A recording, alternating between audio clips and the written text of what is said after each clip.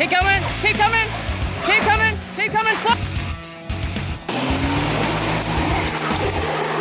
You stop. Keep going.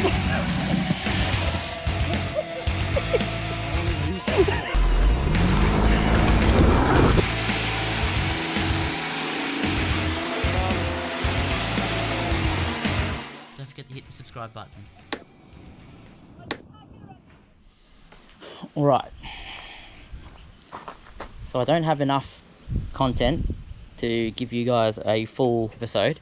I've had to compromise, and since I only have a little bit of footage, I might just show you guys a little bit about our vehicles. Nothing very special about it, but I just want to, for people that don't know much about Adventras, and for people that have an Adventra and just kind of want to know what we've done to it to be able to do what we do off-road, I'm just gonna make a video to kind of cover these things, so whenever someone asks me, I can just link them to this video and that explains everything. So, I'm Chris, if you have never met me before. My interests for off-road actually never existed, ever.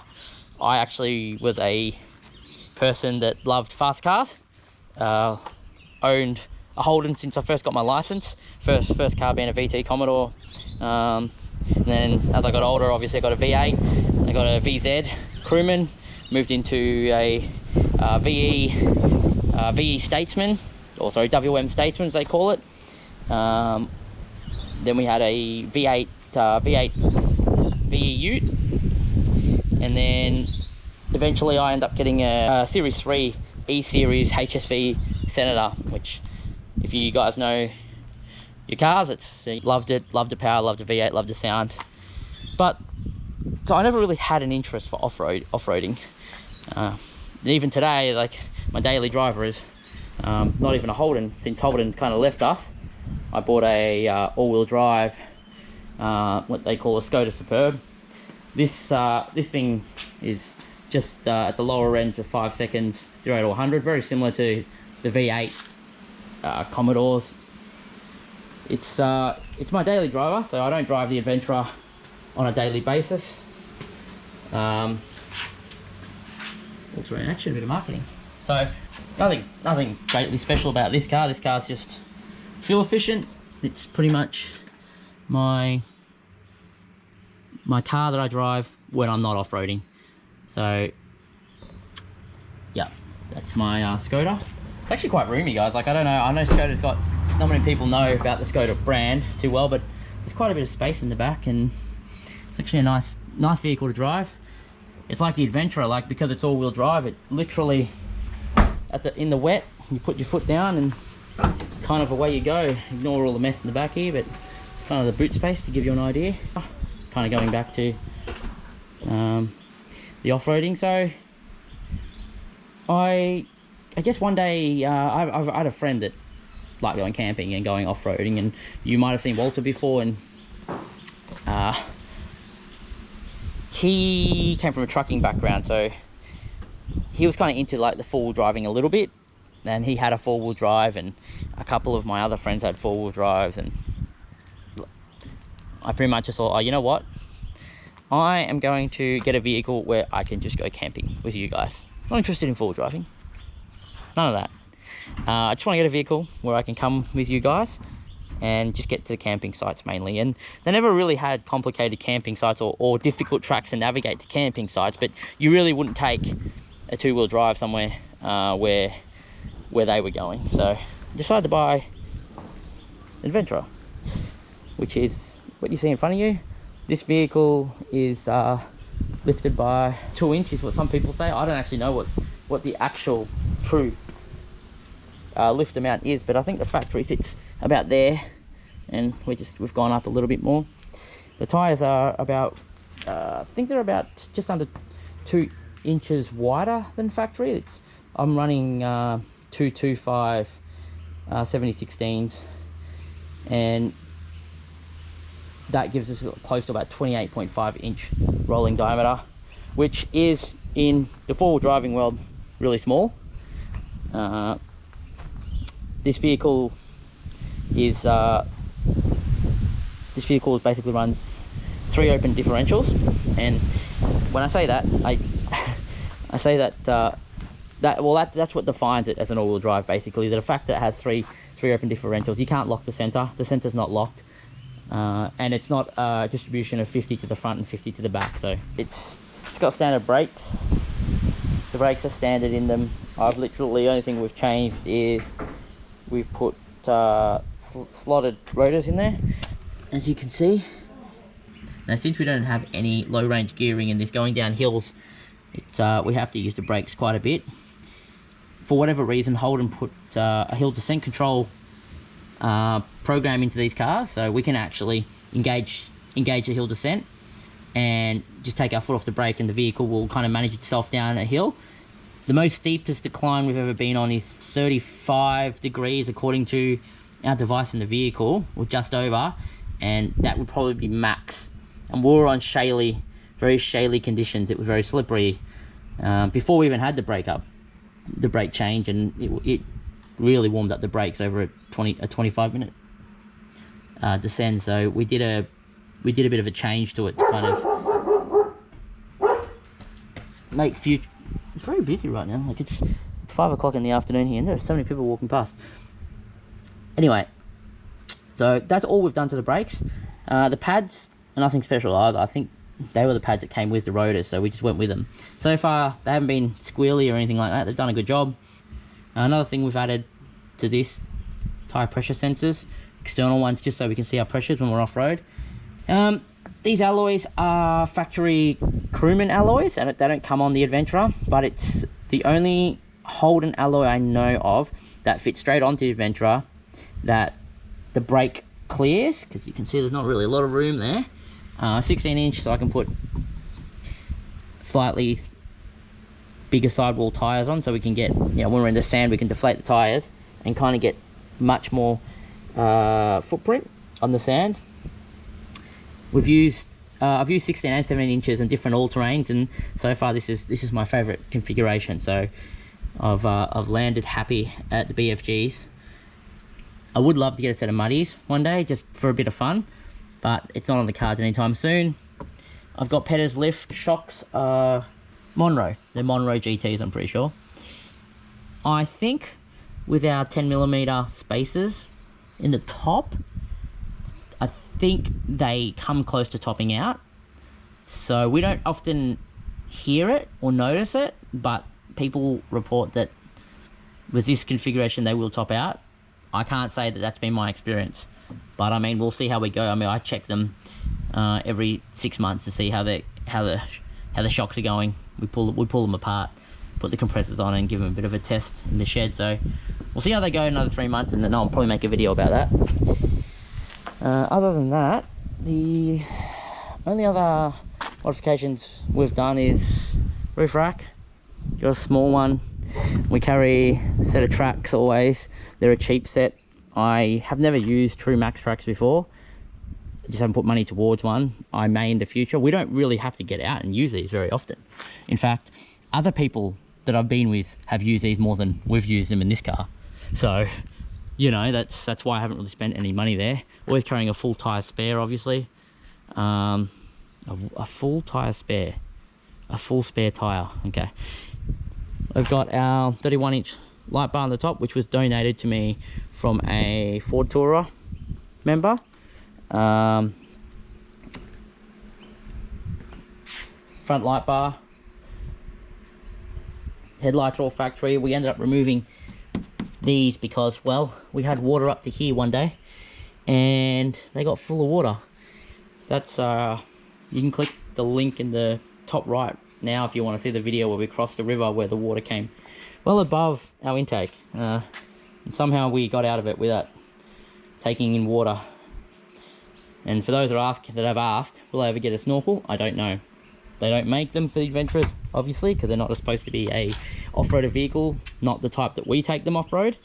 Therefore, if we wanted to get a snorkel, I would probably have to make some serious modifications to this. A few ideas we've got, probably for another video. UHF, I don't think anyone should go off-roading without one, at least have a handheld one. I mean, I think you've all seen what a Commodore and what an Adventra looks like, but I thought I'd just kind of give you a rundown of what we have.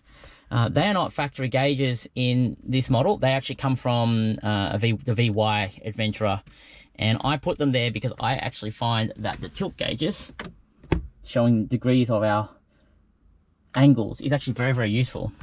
And when you're in a vehicle off-roading, and I don't know if this is the same for four-wheel drives, I tell you that when I'm sitting in this seat here, some angles that this vehicle is on, it feels like the vehicle is going to tip over. It really does. But then I look at the gauges and I know the maximum amount of gradient I've ever been on, and I know if we can keep pushing on or if we have to back off. Now this has a very different center of gravity to four-wheel drives, so I feel like that's an advantage that we've had in many situations, and we haven't yet really ever come close to tipping it.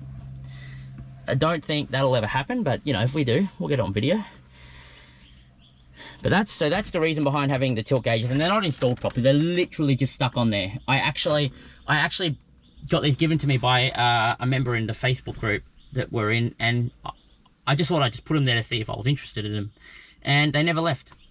They're wired into there, so the backlights come on when when you've got light backlights on in the car. So it's kind of permanent, but not permanent. It's literally in there by tape.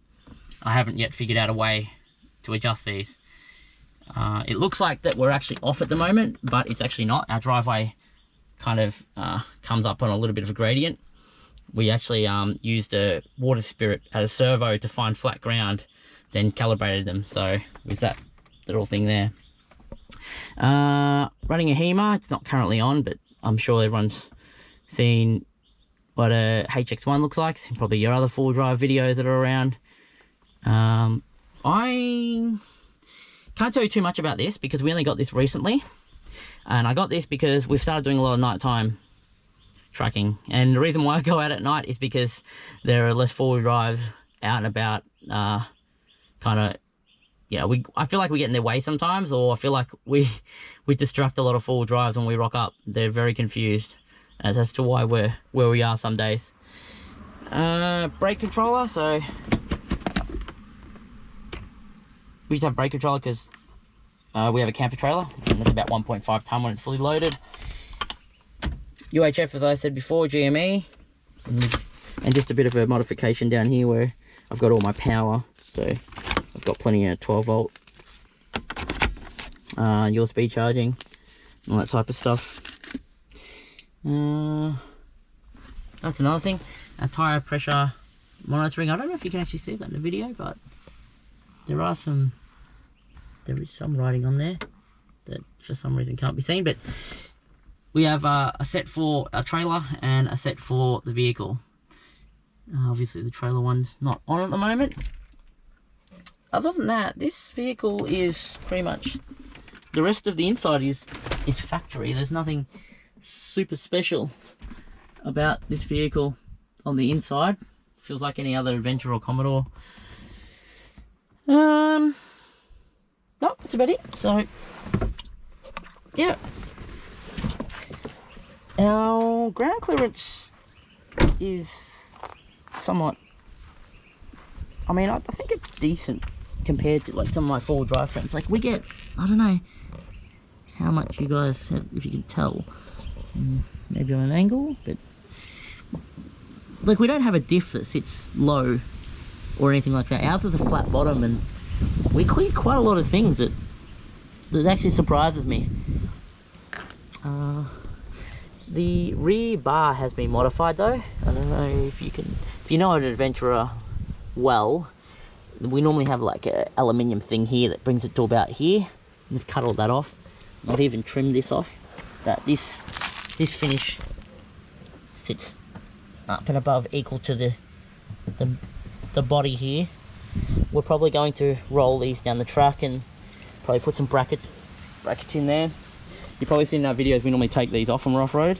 I'm just trying to find a way where we can make this look more factory and leave this on while we're off-road. So might get some mud flaps or something for a bit of a joke. We got air shocks in the back and compressor that we get probably when it's on about that much more lift off the ground after they've been running, so a total of about that much. which isn't too bad. If you don't know how the level ride works in these, pretty much there's a lever underneath the vehicle. When you've attached a trailer, the rear end will sag a little bit and trigger the level ride sensor, and then you'll pump more air into the air rider shocks, and you'll lift the arse back up a little bit so that the vehicle sits flat when you're towing. So it doesn't matter how heavy the load is in the back. If it's like that and the vehicle detects it, it'll just level it back out straight to kind of give you a flat towing, like a level towing condition, which is really, really good. It's actually a really good safety thing as well for people that don't really do much towing and hook up something and kind of want a bit more stability. I honestly cannot think of anything else that I've modified on this. We have a rear light bar, like a small light bar on the very back, which is triggered by a reverse selector, but there's not really else anything that makes this more off-road capable than, say, if you bought an Adventra tomorrow and took it off-road. I took an Adventra off-road with highway terrain tires for quite some time, and I never did a sidewall or anything. I just wanted more capability, so that's why I switched to Pirelli all-terrains. And then whilst they were a good highway tire and off-road tire, I switched to Toyos after that and found the Open Countries a very, very nice highway tire, but they're like a little bit more, off-road focused than highway, than the Pirellis, and they're a much softer compound. I actually though found that the Toyos don't do as well in the sand than compared to the Scorpion all-terrains by the Pirelli Scorpion all-terrain. So I thought I'd try a different tire this time around, and that's why I got the BFGs. And in the sand, I don't know, I haven't used these yet, but I've heard a lot of reviews where these are very, very decent in the sand.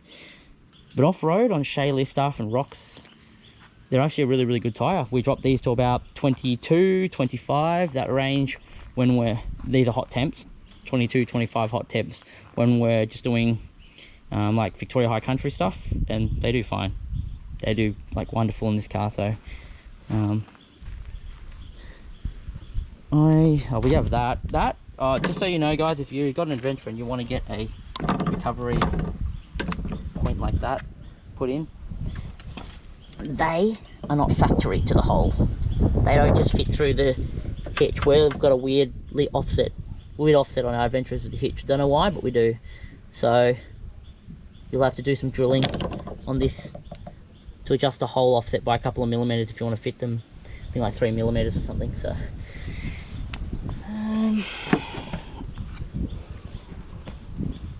well, yeah, I do carry tools, lots of tools. I've pretty much got rattle guns, lights, torque wrench, a portable set of tools, which has been useful. I even carry hex fittings and screwdrivers. It's got a jack, which we need to replace at some point. My level ride pump intake comes into in here because it's likely to have water in here when we're kind of traveling through water, so it's in here. Got a bag that is full of other tools, 1/2-inch socket tools. We've got a breaker bar below. Pretty much got AFS, whole heap of other tools, extra ratchets in case we have any problems, cable ties, all sizes in here. Let's just close this. I've got the really thick ones, like the really, really thick ones, and then we've got really, really small ones too. I've got smaller ones, and then we've even got the tiny ones for cables. We just carry those in case we ever need them. Air compressor, which obviously this one was a King's one, which has served us well. Very quick and very decent. Gloves, which, yeah, they actually come in very good use. I mean, you can see that is worn. I don't know if you guys can tell, but these are worn as. They've gotten a lot of use off-road. 2-ton ratchet. We've used the ratchet before to self-recover the vehicle. Literally wrap one end around a tree and put the other end through our K-frame at the front, and we've just literally ratcheted forward just to get literally that much movement off our position, and the Adventure drove up the rest of the way. If we didn't have that, we wouldn't have been able to complete that track on our own. and we would probably have to get the forward drive at the top to come back down and probably just give us a bit of pull. So that, I will never go without that, ever. Hex key set, carry one of those because there's quite a few parts on the Adventra where you can't remove without these. What else have I got under here? Jumper cables, block of wood, because we may need extra height. And we also when we go, first aid kit, you also need one of those guys. Take a first aid kit. This is actually, if you haven't seen this before, this little contraption here. If I need to get onto the roof, you can see it's worn a bit from use, sits like that, and I can literally use it to step onto, and it will carry my weight, and then I can get up like this and get access to stuff on the roof. So that's why I carry those as well, because standing on just here or standing here to try and get access to stuff there, not ideal. First, you're going to wreck that, and these are already old cars as they are. Trying to stand there, it's very awkward. Sorry, there it's very awkward. So this, I think it was 20 bucks off eBay. Best buy ever. I used to keep these actually stored in here, one on each side, so I could get access to them really easily. But I stopped putting them in there since the kids play with them. And they've gone missing before and I've had to chase them down. So we have these, we have wheel chocks, which come part, I think, as the standard Adventra. So if you've got an Adventra in your spare wheel, you would have got one of these. We have 2 of these. It's not very organised in here, I have to admit. Like, this isn't as organised as I would like it, but there's enough room in here to store everything. Spare extended air line, snatch strap, and another extended length to extend the air.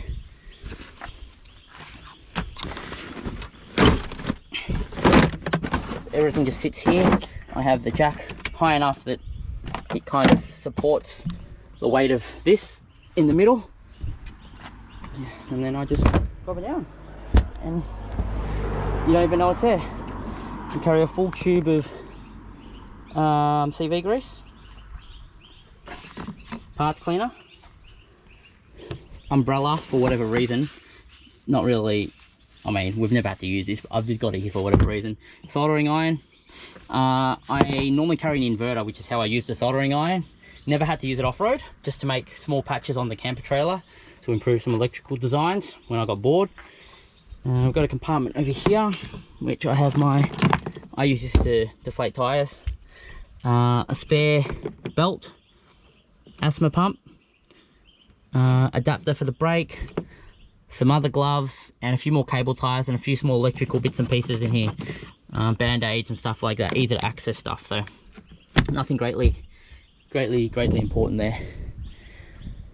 I have Anderson plug here, which is the only problem with this Anderson plug is that its max draw is probably about 20 amps. So when I'm using devices, I have to be careful that I'm not drawing more than 20 amps, because that will be the max. I have 12 volt there for a fridge, but I don't use this stuff. I find that these cigarette lighter 12 volt things are crap. Like, it can pop out. It popped out while we were driving and we had the fridge in, and we didn't know the fridge had been off for like an hour. So if we didn't realise for the whole day, we could have had, you know, off food or warm beer or something like that. So that's why I put that in, and I convert all our fridge adapters to Anderson. But I think I'll plan to I'll probably run a new 10 gauge wire from here with an Anderson all the way to the back onto the battery. I did think about getting a dual battery set up to replace the sub. So you take the sub out, we have pretty much from here to here, because the space in behind there goes right up to almost the body of the car, and it's enough to get probably like an 80 amp hour battery in there. I haven't yet moved to that yet. I like to keep this area clear.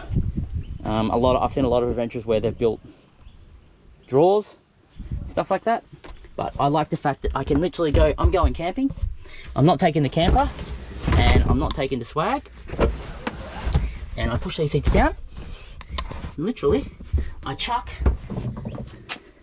a mattress in the back, probably out the swag, and that's my camping spot that's how I sleep for the night. I'm 170 centimeters tall, and I'm laying down in it right now. My feet have got plenty of room off the edge, and my head here, you can see how much more room. So I chuck a pillow here, and I hang a light from up here, pull the door closed. That's plenty of room for me, and that's 170 centimeters, so with room to move around. So that's why I don't want to get drawers or anything like that in the back. I always want the option to be able to still sleep in the back. And I mean, there's quite a lot of room here. I've carried, with the seats down, I have literally carried our 700 litre fridge here in a box. It's still fit in there. Oh, that's another thing. I got, so I don't know if you guys can see that. It's a Wish voltmeter, which I just got there. It's connected into the live circuit, just so I can always see the voltage. So if I've got the fridge running off the car, I can see where we're at. Also, since I don't drive this as a daily driver, I can just walk past the car and see where the volt's at. So if it's getting down to like 12.3, I know that I need to take it for a drive, give the battery a bit of a run, or hook it up to the actual battery charger. I've actually forgot to say, I've actually got one here too, but that one only works with accessories, so it's good, because if I'm sitting in the car and let's just say my car is running, I got my just turn the music off. I've got my UHF on, and I'm waiting for a friend of mine, and I'm just chilling here on the side of a track, and I'm expecting to meet a friend. I can literally go to here, turn off the car completely. All my accessories are still running, and my UHF is still on. I can also monitor my volts. So, I mean, because when you turn the car off in these adventures, you lose the voltmeter. They stop working in the dash, and there's no real way to see how much voltage we got. And since I'm not a dual battery setup yet, I want to know that I've still got enough battery to start the car, so I can see what's going on. I mean, it's really 12.3, and it's probably 12.3. UHF's running, HEMA's charging, all this stuff here is charging. I've got the brake controller's on, but it's still got phantom power to some things as well. So I can just watch this 12.4, and I'll be like, okay, if it gets to like 12.2 or 12.1, I know that I can just start the car and I'm good to start. And this obviously all turns off when I open the door. So once I get out the car and open the door, everything turns off. So, except for the brake controller, because the brake controller is always wired in as per, well, what the electrical diagram said with the brake controller. HEMA automatically shuts down once it detects no power. I've got a sunroof in here, which I never use. But yeah, this is pretty much my off-road tin box, as I call it. The V6, so the hill descent control button and electronic stability, which this in sand is very dangerous to have on, by the way. Turn that off in sand. I actually highly recommend turning that off in sand. That's been my experience in the V6. Off in sand. Don't know why, that's been it. Some people will say, no, have it on, but my experience has been turn it off in sand. So, the Crosstrack still works with that off. Actually, that's something I didn't explain to you guys. The Crosstrack.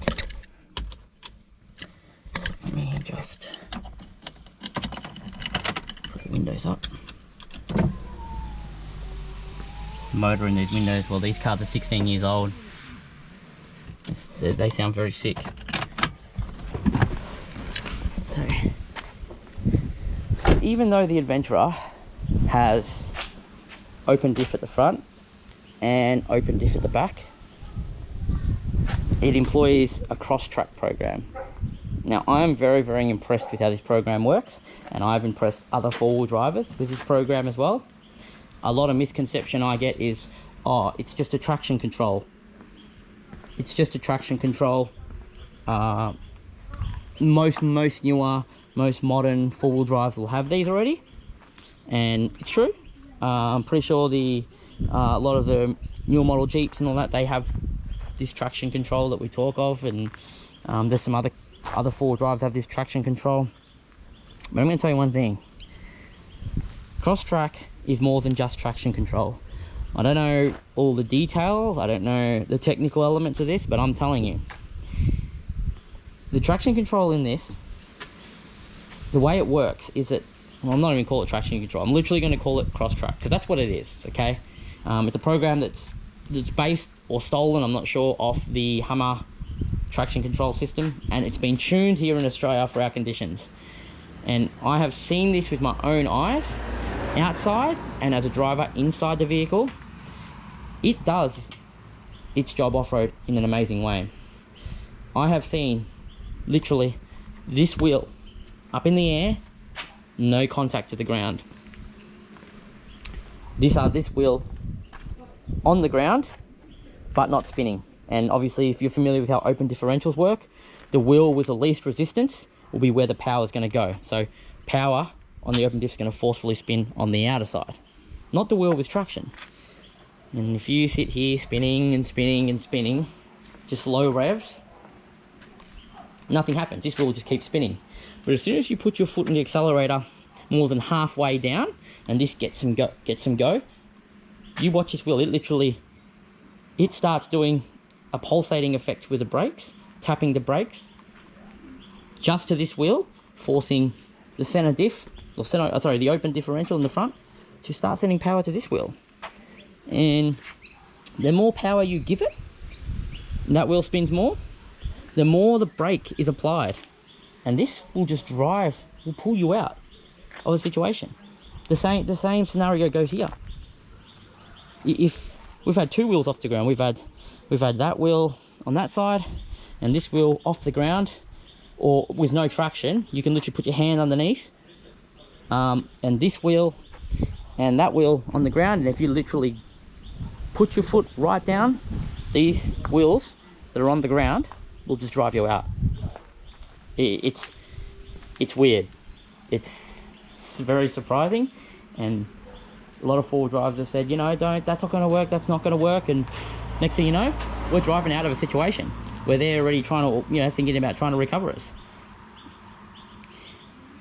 I don't know if it's, I mean, and I've seen the traction control systems on four-wheel drives where they've got a rear LSD and a front open, or they've just got open front and back, or they've got an LSD apparently in the back, but it doesn't work. I've seen so many LSDs in the back of four-wheel drive Prados and stuff like that where they're just not working because they're just so old. I think the clutch packs are gone in the LSDs, so they don't do their job anymore. And I just watch them as they're stuck, and no matter how much stick they give it, nothing's happening. They're just spinning. Where as soon as we're stuck, we give it some more, the Crosstrack program kicks in, and next thing you know, we're just driving out of the situation. It's so weird, and it has surprised so many people. Again, it is not a four-wheel drive. I understand that. It is a soft roader. I understand that. But this vehicle will get you to places where you would not expect. Personally, I would never own a four-wheel drive. I've driven my friend's one a couple of times. I don't like it. It's just not my thing. That's why I've always driven sports cars. Low to the ground, all-wheel drive, lots of power, fast. You know, I don't ever expect me to have a four-wheel drive in my driveway. Maybe when I'm older, but right now, this is it. The all-terrain action, Holden Adventra. And we've got another one coming very soon. Yeah, so I hope I have explained the Crosstrack. Like I said, I don't understand how it technically works. Look, when we had water go leak into our headlights, we had water up to here. Baby stuff. Yep, we survived.